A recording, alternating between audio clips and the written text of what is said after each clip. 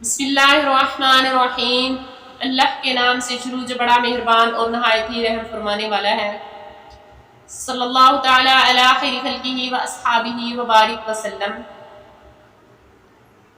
रब्बना आतिना फिद दुनिया हसनतन व फिल आखिरति हसनतन व क़िना अज़ाबन नार।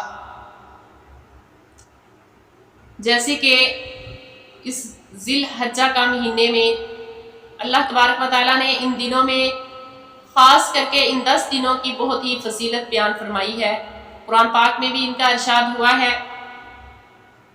तो इन 10 दिनों में जो कोई अल्लाह तबारक व तआला से मदद मांगेगा, मदद का तलबगार होगा, दुआ मांगेगा, रिज़्क मांगेगा, तो अल्लाह तबारक व तआला उसको अता फरमा देगा। रिज़्क के दरवाजे खोल दिए जाएंगे, आपके रिज़्क में बरकत होगी।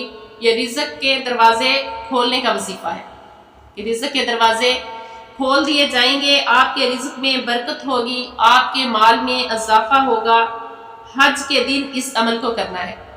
हज के दिन आपने इस अमल को करना है। इस अमल की इजाज़त आम है।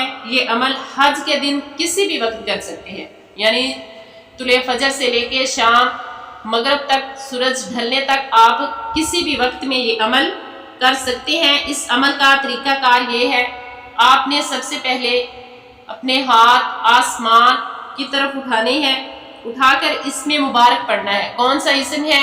या बासितू। इस इसम को आपने 10 मरतबा पढ़ना है और फिर अपने हाथ चेहरे पर फेर लेने हैं। इंशाअल्लाह ताला इस अमल की बरकत से आपके लिए रिज़्क के दरवाजे खुल जाएंगे, आपके रिज़्क में इजाफा होगा और ये अमल आप पूरे साल में भी कर सकते हैं।